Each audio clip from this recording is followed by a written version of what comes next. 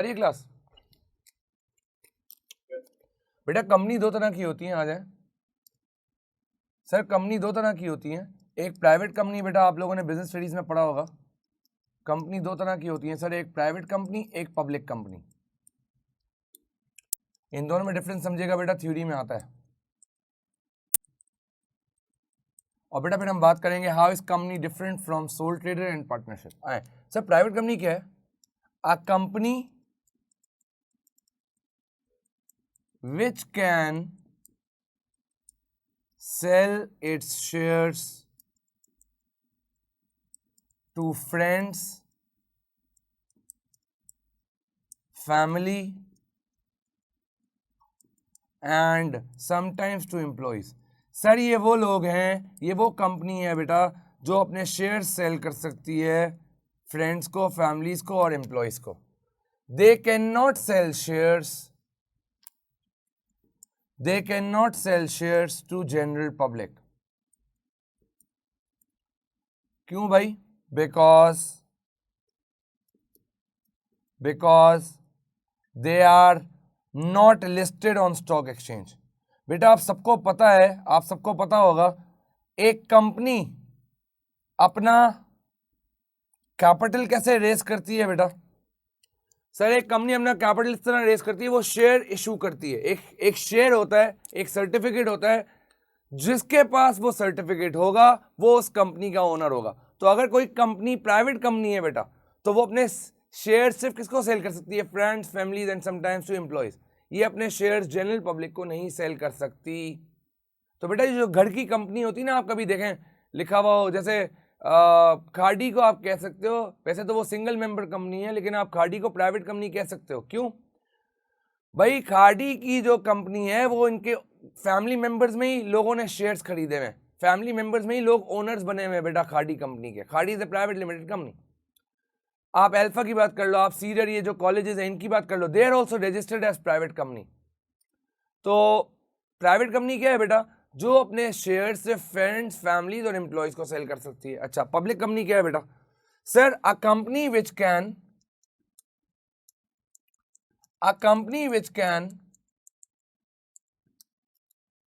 sell shares to the general public because they are listed on stock exchange। Sir ये आम आवाम जनता को shares बेच सकती है। क्यों सर? क्योंकि ये स्टॉक एक्सचेंज पे लिस्टेड है। हमारा पाकिस्तान स्टॉक एक्सचेंज है बेटा, कराची स्टॉक एक्सचेंज है। जो भी कराची स्टॉक एक्सचेंज है, पाकिस्तान स्टॉक एक्सचेंज पे लिस्टेड है बेटा, वो जो है आम पब्लिक शेयर खरीद सकती है उस कंपनी का। क्यों आम पब्लिक खरीद सकती है बेटा वो शेयर? क्योंकि हम स्टॉक एक्सचेंज पे लिस्टेड है। Unilever is a private company sir, Engro is a private company, oh public company, sorry, Unilever is a public company, Engro is a public company. क्यों भाई? इन्होंने अपने आप को रजिस्टर करवाया है स्टॉक एक्सचेंज पे, और ये लोग शेयर्स खरीद सकते हैं। जनरल पब्लिक, मैं भी खरीद सकता हूँ शेयर, आप लोग भी खरीद सकते हैं, कोई भी ऐरा गैरा पब्लिक कंपनी के शेयर्स खरीद सकता है, क्योंकि आपकी कंपनी लिस्टेड है बेटा स्टॉक एक्सचेंज पे। अच्छा अब बेटा सुन लो, सर इसका मतलब ये हुआ, सुन ले बेटा, सर इसका मतलब ये हुआ कि भाई जिसके पास शेयर है वो ओनर है कंपनी का। बेटा सोल ट्रेडर में हमने क्या पढ़ा था? इधर देखिएगा, nature of business with returns. अब बेटा सुनना, सर हमने पढ़ा था, सर सोल ट्रेडर बिजनेस में हम ओनर कहते हैं, जो बिजनेस को ओन करता है उसको ओनर कहते हैं। और ओनर को रिटर्न क्या मिलता है बेटा? अगर मैं यहां लिखूं रिटर्न, नेचर, बिजनेस की नेचर, और sir title of owner, title क्या देते हैं? सर सोल ट्रेडर में ओनर बोलते थे, और रिटर्न क्या होता था बेटा? उसका प्रॉफिट। अभी पार्टनरशिप पर क्या है सर? पार्टनरशिप में ओनर को क्या कहा जाता है? टाइटल क्या होता है? पार्टनर्स। और सर पार्टनर्स को रिटर्न में क्या मिलता था? सर शेयर ऑफ प्रॉफिट भी मिलता था, सर बोनस भी मिलता था, सैलरी भी मिलती थी, इंटरेस्ट ऑन कैपिटल वगैरह ये सब मिलता था, share of profit, bonus, salary, interest on capital ये सब उसको मिलता था। सर कंपनी में क्या होगा, सुन लो बेटा, सर कंपनी के केस में ओनर को क्या बोला जाएगा, सर कंपनी के केस में ओनर को बोला जाएगा शेयर होल्डर। जिसने कंपनी का शेयर खरीदा है वो कंपनी का ओनर है और उस कंपनी के ओनर को शेयर होल्डर का टाइटल देते हैं। और बेटा शेयर होल्डर को क्या मिलता है, शेयर होल्डर का रिटर्न होता है डिविडेंड, है कुछ भी नहीं, ये भी प्रॉफिट ही है कंपनी का, नाम का फर्क है बेटा। यहां जो शेयर होल्डर को रिटर्न मिलेगा अपनी इन्वेस्टमेंट पे उसको बोलते हैं डिविडेंड। तो सर एक तो बात हमने ये सीखी, कंपनी में ओनर का नाम ओनर नहीं शेयर होल्डर है। मैंने अगर कंपनी का एक शेयर खरीदा मैं कंपनी का ओनर हूं, आप लोगों ने कंपनी के 10 शेयर खरीदे आप भी कंपनी के ओनर हैं, और हम सबको क्या मिलेगा बेटा, डिविडेंड, हमारा जो रिटर्न होगा वो होगा डिविडेंड। अच्छा अब सुन लो बेटा, अब how does the company operates ये समझना जरूरी है बेटा। How does the company operates ये समझना बहुत जरूरी है। सर एक कंपनी ऑपरेट किस तरह होती है, how does the company operates. Sir अगर मैं प्राइवेट कंपनी को 2 मिनट छोड़ दूं, पब्लिक कंपनी की बात करूं, तो पब्लिक कंपनी में तो बहुत सारे शेयर होल्डर्स होंगे, मैंने भी खरीदा है, ठीक है, मेरे बराबर वालों ने भी खरीदा है, मेरे दोस्त यारों ने खरीदे शेयर्स, बहुत सारे ओनर्स हैं। सोल ट्रेडर में एक ही ओनर था, वही बिजनेस चलाता था। पार्टनरशिप में 2 से लेके 20 लोग होते थे बेटा, वही बिजनेस चलाते थे। सर कंपनी में तो हर किसी ने शेयर खरीदा हुआ है, पूरे पाकिस्तान ने आपकी कंपनी का शेयर खरीदा है, तो अब क्या पूरा पाकिस्तान ओनर है, ओनर तो पूरा पाकिस्तान है, लेकिन यहां ओनरशिप और कंट्रोल में फर्क है। सुन ले बेटा, अगर सारे ही एक साथ बिजनेस चलाने आ जाएंगे बिजनेस का तो कबाड़ा हो जाएगा। तो होता क्या है, सुन लो बेटा, कंपनी किस तरह ऑपरेट होती है। सर सबसे पहले आपने शेयर्स इशू किए, shares issued to general public. Sir जैसे ही आपने शेयर्स इशू किए जनरल पब्लिक को, अब आप बन गए हो कंपनी के ओनर, शेयर होल्डर बन गए हो। अब आप ओनर तो हो लेकिन आप बिजनेस नहीं चला रहे। सर आप ओनर तो हो लेकिन इतने सारे ओनर्स हैं बेटा, किस किस को बिजनेस चलाने के लिए थे। तो शेयर होल्डर क्या करते हैं भाई, शेयर होल्डर अपॉइंट करते हैं बेटा डायरेक्टर्स। शेयर होल्डर क्या अपॉइंट करते हैं बेटा, डायरेक्टर्स। आप लोगों ने बिजनेस स्टडीज में पढ़ा होगा, एनुअल जनरल मीटिंग होती है बेटा, उस एनुअल जनरल मीटिंग में डायरेक्टर्स अपॉइंट होते हैं। डायरेक्टर्स क्या करेंगे, they will run business on behalf of share holders. Sir share holder owner तो है लेकिन बिजनेस वो नहीं चलाएगा। शेयर होल्डर क्या करता है, शेयर होल्डर डायरेक्टर को इलेक्ट करता है एजीएम में, और वो डायरेक्टर पूरे साल उसके बिहाफ पे बिजनेस चलाएगा। अब बेटा ऐसा बिल्कुल हो सकता है कि director itself is a shareholder as well. भाई अगर मैं कंपनी का शेयर होल्डर हूं और मुझे डायरेक्टर बनना है कंपनी का, मैं सारे जितने भी बाकी रिमेनिंग शेयर होल्डर्स हैं उनको बोलूंगा भाई देखो अभी इलेक्शन होने वाले हैं एजीएम में, आप मुझे इलेक्ट करिएगा, मैं आपके राइट्स प्रोटेक्ट करूंगा कंपनी के रिगार्डिंग। तो बेटा बात सुन लें क्लास, शेयर होल्डर्स जो है बेटा सुन लो, शेयर होल्डर्स डायरेक्टर्स को अपॉइंट करते हैं और बिजनेस शेयर होल्डर नहीं चलाता, बिजनेस डायरेक्टर्स चलाते हैं। किसके बिहाफ पे, शेयर होल्डर्स के बिहाफ पे, क्योंकि बहुत सारे ओनर्स हैं। अब सब ओनर को अगर बुला लिया बेटा बिजनेस चलाने के लिए, बिजनेस का कबाड़ा हो जाएगा। तो इसीलिए क्या होता है, शेयर होल्डर्स डायरेक्टर्स को अपॉइंट करते हैं जो उनके बिहाफ पे पूरे साल काम करते हैं। अब आ जाएं आगे, अब आगे चलते हैं सर। अब बेटा थोड़े सा थ्योरेटिकल चीजें पढ़ते हैं। Types of share capital. Sir 4 तरह की टाइप्स हैं आपके शेयर कैपिटल की। पहला इज ऑथराइज्ड शेयर कैपिटल। अब बेटा एक एक की डेफिनेशन समझिएगा। पहला is authorised share capital, maximum amount of shares, maximum amount of shares a company can issue. बेटा अब ये थोड़ी है आप पब्लिक कंपनी बन गए हो, आप जो है बेतहाशा शेयर्स बेच रहे हो और लोग आपको पैसे दे रहे हैं।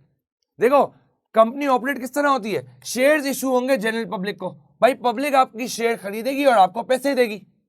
अब खुद सोचो 2 मिनट के लिए, अगर मैं इशू ऑफ शेयर्स की अकाउंटिंग करना चाहूं, भाई अगर कंपनी शेयर्स इशू करेगी तो कंपनी क्या करेगी, कंपनी के पास पैसा आएगा, कैश डेबिट होगा बेटा, और कंपनी का कैपिटल क्रिएट होगा।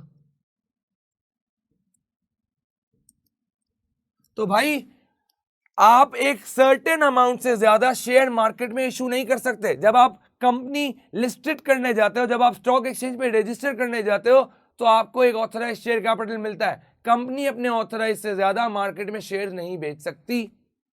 अच्छा सर, इसको हम एक एग्जांपल के थ्रू भी कर सकते हैं। चलें, ऑथराइज शेयर कैपिटल क्या है बेटा? Maximum amount of shares a company can issue. एक एग्जांपल लेते हैं बेटा, एक फ्लो चार्ट बनाता हूं यहाँ पे।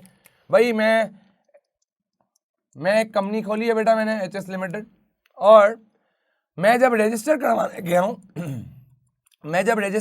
गया हूं बेटा, तो मुझे ऑथराइज शेयर कैपिटल उन्होंने अलॉट किया है भाई कि आप 1.5 लाख शेयर से ज्यादा मार्केट में सर्कुलेट नहीं कर सकते। तो बेटा जो लिमिट मुझ पे लगा दी है, मैं 151,000 शेयर मार्केट में नहीं बेच सकता। 150 की लिमिट है। जैसे ही 150 की लिमिट पूरी होगी, उसके बाद अगर मैं शेयर इशू करूंगा, मुझे ये लोग डीलिस्ट कर देंगे बेटा। स्टॉक एक्सचेंज वाले इतने एक्टिव होते हैं ये लोग। तो ऑथराइज शेयर कैपिटल क्या है बेटा? Maximum amount of shares a company can issue. दूसरा है बेटा इशूड शेयर कैपिटल। दूसरा क्या है दोस्त? Issued share capital. सर ये क्या है? नाम से ही पता चले ना, इशू, वो शेयर जो आप ऑलरेडी इशू कर चुके हो। तो खुद सोचो, part of authorise share capital, part of authorise share capital which has already been issued to general public। Sir issued share capital क्या है? सर वो शेयर जो आप ऑलरेडी मार्केट में बेच चुके हो। मैंने कंपनी खोली, रजिस्टर करवाई, 1.5 लाख की लिमिट लगी। मैंने बेटा 1.5 लाख में से, सुन लो बेटा, मैंने 1.5 लाख में से 70,000 शेयर्स मार्केट में बेच के लोगों से पैसे ले लिए। एंट्री बनी होगी कैश डेबिट, कैपिटल क्रेडिट। तो सर ये कौन सा शेयर कैपिटल है? इशूड शेयर कैपिटल है। ऑथराइज का वो पार्ट जो आप मार्केट में ऑलरेडी बेच चुके हो, कॉल्ड अप शेयर कैपिटल। अब बेटा देखो, ये आजकल है ना, ये रेलेवेंट नहीं होता, पहले ये होता था। अब आप ऑब्वियसली आपका कोर्स अभी अपडेट नहीं किया इन्होंने, आउटडेटेड चल रहा है बेटा। सर और अभी एक और बात बताता हूँ, आजकल के ज़माने में तो ना आपको शेयर लेने की ज़रूरत भी नहीं है बेटा। पहले तो फिजिकल शेयर की फॉर्म होती थी, अब इलेक्ट्रॉनिक आपका अकाउंट बनता है बेटा। CDC अगर आपने देखा हो शारे फैसल पे कभी जाते हुए, CDC की बड़ी सी बिल्डिंग है, वहाँ आपका अकाउंट खुलता है, सेंट्रल डिपॉजिटरी बेटा। वो आपकी सारी ट्रांजेक्शन ऑनलाइन ही चल रही होती हैं, अब इलेक्ट्रॉनिक वे से चल रही होती हैं। अच्छा अब बेटा सुन लो, तो पहले ये होता था बेटा कि शेयर्स उधार पे बेचे जाते थे। अब शेयर्स उधार पे नहीं बेचे जाते। आप अगर 10,000 शेयर्स खरीद रहे हो और एक शेयर 2 रुपए का आपको मिला है, आपको 20,000 अभी देने हैं, वरना आप ओनर नहीं बन सकते। ये पहले कॉल्ड अप शेयर कैपिटल पहले होता था बेटा। अब आपके कोर्स में ऑब्वियसली आपको पढ़ना पड़ेगा। होता क्या है बेटा? ये part of issued share capital, part of issued share capital for which payment is called बेटा। क्या मतलब? सर हमने 70,000 शेयर्स बेचे, उसमें से बेटा, उसमें से 50,000 शेयर्स, उसमें से 50,000 शेयर्स बेटा हमने उधार पे बेचे हैं, जिनसे पैसे लेने। हमने उनको कहा है भाई देखो तुम्हारा टाइम पूरा हो गया, आज तुम पैसे दे दो। जब मैंने 70,000 शेयर्स बेचे थे बेटा 1 महीने पहले, तो शेयर होल्डर ने मुझे ये कहा था भाई देखो 50,000 शेयर्स के तो हम तुम्हें अभी पैसे दे, 50,000 शेयर्स के हम तुम्हें अभी पैसे नहीं दे रहे, 20,000 शेयर्स के अभी पैसे दे रहे हैं। तो बेटा आज टाइम पूरा हो गया है, आज 1 महीना पूरा हो गया है, मैं अब उनको कॉल कर रहा हूं, मैं कॉल करके पेमेंट मंगवा रहा हूं कि भाई देखो 50,000 शेयर्स के लिए 1 महीने का टाइम मांगा था, टाइम पूरा हो गया, आज पैसे दे दो बेटा। तो मैंने पहले जो 70,000 शेयर्स इशू किए थे, जो 70,000 सेल किए थे, 50,000 क्रेडिट पे किए थे, 20,000 कैश पे किए थे। कैश वालों को क्या बोलूंगा? अनकॉल्ड अप शेयर कैपिटल, जिसके पैसे उसी वक्त आ गए। अब बेटा देखो ये थ्योरेटिकल आता है एग्जाम में, प्रैक्टिकल नहीं आएगा, तो आपको सिर्फ डेफिनेशन पता होनी चाहिए। तो उस पर्सपेक्टिव से ही समझा रहा हूं। 70,000 में से 20,000 के पैसे उसी वक्त आ गए थे, 50,000 के पैसे आने बाकी हैं, भी टाइम हो गया, टाइम पीरियड पूरा हो गया। मैं अब कह रहा हूं शेयर होल्डर को पैसे दो, कॉल कर रहा हूं बेटा, कॉल करके पैसे मंगवा रहा हूं। ये है कॉल्ड अप शेयर कैपिटल। अच्छा चौथा है बेटा paid up share capital. Sir ये क्या है? Part of called up share capital. ये कॉल्ड अप का पार्ट है। Part of called up share capital for which payment is made. Sir call की थी ना अभी 50,000 शेयर होल्डर्स को कि भाई आके पैसे दो, उस 50,000 में से बेटा, उस 50,000 में से 30,000 लोगों ने या 40,000 लोगों ने पैसे दे दिए बेटा। तो अब ये 50 में से 40 पेड अप कैपिटल हो गया, वो कैपिटल जिसके पैसे पूरे आ चुके हैं। 10,000 के पैसे अभी भी नहीं आए बेटा, तो वो है अनपेड अप कैपिटल। चले बेटा मैं sir types of share holders पे बात करते हैं बेटा। सर एक कंपनी को अगर ओनर बनना है तो वो दो तरीके से बन सकता है सर, या तो वो ऑर्डिनरी शेयर होल्डर होगा बेटा, या बेटा वो प्रेफरेंस शेयर होल्डर होगा। अब दोनों में डिफरेंस समझना जरूरी है बेटा। सर ऑर्डिनरी कौन है और प्रेफरेंस कौन है? Sir ordinary are real owners of the business. Sir real owners की क्या बात हुई? सर ये बेसिकली वो हैं जो फाउंडिंग मेंबर्स हैं कंपनी के, जो चाहते हैं बेटा बिजनेस ग्रो। जैसे पार्टनरशिप में हमने पढ़ा था, एक्टिव पार्टनर कौन होता है? जो काम भी कर रहा है, इन्वेस्ट भी कर रहा है, ये एक तरह का एक्टिव पार्टनर है। प्रेफरेंस वाले कौन है भाई? Potential investors of the business. ये वो लोग हैं, ये वो बरसाती ओनर्स हैं बेटा। कौन? जिन्होंने इन्वेस्टमेंट सिर्फ इसलिए किए ताकि वो रिटर्न कमा सके। Potential investors of the business. इनका aim is just to earn return. Sir ordinary वालों का एम ये नहीं है, ऑर्डिनरी वालों का एम है भाई हमारा बिजनेस ग्रो, हमारे बिजनेस की ग्रोथ हो बेटा। जितना हमारा बिजनेस ग्रो होगा उतना हमारा स्टेटस बढ़ेगा, उतना हमारा नाम होगा। तो दोनों में फर्क है, दोनों की इंटेंशन में फर्क है। एक शेयर इसलिए ले रहा है कि बिजनेस ग्रो, हमारा बिजनेस है भाई, हमारा अपना जाती बिजनेस है, हम इसको बड़ा करेंगे, जितना बड़ा होगा उतना हमें फायदा होगा। प्रेफरेंस वाला कौन है? जो सिर्फ किस लिए इन्वेस्टमेंट कर रहा है बेटा? रिटर्न के लिए। तो इसको पोटेंशियल इन्वेस्टर कहते हैं। जैसे बेटा अगर मैं किसी कंपनी में इन्वेस्टमेंट करूंगा तो ऑब्वियसली बेटा मैं, जैसे मुझे डिविडेंड मिलेगा, रिटर्न मिलेगा, मैं फॉरेन इन्वेस्टमेंट निकाल लूंगा, या मैं कैपिटल गेन के लिए इन्वेस्टमेंट करूंगा। कैपिटल गेन क्या होता है? सर मैंने आज 10 रुपए का शेयर लिया और मैंने ये इरादा किया है, इस इरादे से लिया है जैसे ये 20 रुपए का शेयर हो जाएगा ना, मैं मार्केट में बेच दूंगा। तो बेटा मैंने कोई ग्रो करने के लिए थोड़ी शेयर लिया, मैं तो रिटर्न कमाने के लिए लिया। अच्छा दूसरा, sir return is not fixed. ये डिफरेंस बता रहा हूं बेटा मैं आपको। इनको जितना भी रिटर्न दोगे, कम दो ज्यादा दो, ये कुछ नहीं बोलेंगे। क्यों भाई? इनका एम रिटर्न कमाना नहीं है, बिजनेस को ग्रो करवाना है। लेकिन सर प्रेफरेंस वालों का क्या होगा?